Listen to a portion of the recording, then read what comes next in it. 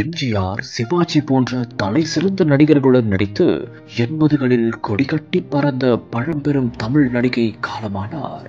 தமிழ், தெலுங்கு, மலையாளம் என 100க்கும் மேற்பட்ட படங்களில் கதாநாயகியாக நடித்து புகழ் பெற்ற ஒருவர். தமிழ் சினிமாவை கண்ணீர் கடலில் மூழ்கடித்த சோக சம்பவம் நடிகர் ஏவிஎம் ராஜனின் மனைவிக்கு என்ன நடந்தது?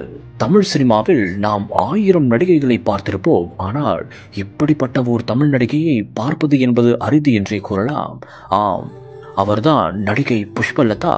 இவர் தமிழ் மட்டுமின்றி தெலுங்கு, மலையாள மொழிகளிலும் 100க்கும் மேற்பட்ட படங்களில் கதாநாயகியாகவும் துணை நடிகையாகவும் நடித்துள்ளார். முக்கியமாக 1958 வெளியான செங்கோட்டை சிங்கம் படம்தான் இவரின் முதல் படம் என்றும் கூறப்படுகிறது.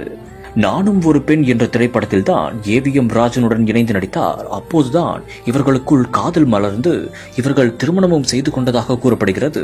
இதுபோக எம்ஜிஆர், சிவாஜி என பல நடிகர்களுடன் நடித்து 80களில் கொடிகட்டி பறந்தார். இந்த ஒரு சூழலில் தற்போது உடல்நலக்குறைவு காரணமாக அவர் உலகத்தை விட்டே பிரிந்து சென்றுள்ளார். அவரின் வயது 87 என்றும் கூறப்படுகிறது. இவரின் மறைவு தமிழ் சினிமாவையே தற்போது கண்ணீர் கடலில் மூழ்கடித்துள்ளது.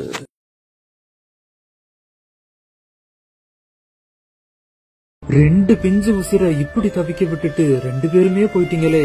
ஒரே நேரத்தில் உயிரை மாய்த்து கொண்ட கணவன் மனைவி. தேனி மாவட்டம் கம்பம் கோம்பைரோடு பகுதியைச் சேர்ந்தவர் மனோஜ். இவருக்கு தீபிகா என்பவரோட திருமணம் முடிந்து ஒரு பெண் மற்றும் ஒரு ஆண் குழந்தை இருப்பதா சொல்லப்படுது.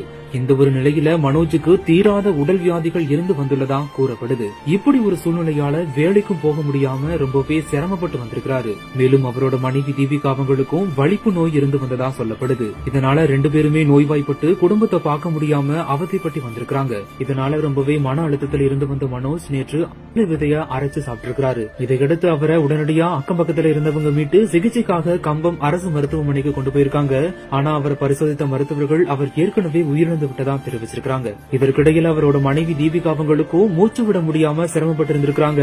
ஆனாலும் சிகிச்சை பலனின்றி அவங்களும் பரிதாபமா உயிரிழந்திருக்காங்க. இந்த ஒரு நிலையில தான் ஒரே நேரத்துல தந்தையையும் தாயையும் இழந்து என்ன செய்யறதுன்னு தெரியாம அவங்களோட குழந்தைங்க ஆதரவற்று நிக்கிறாங்க.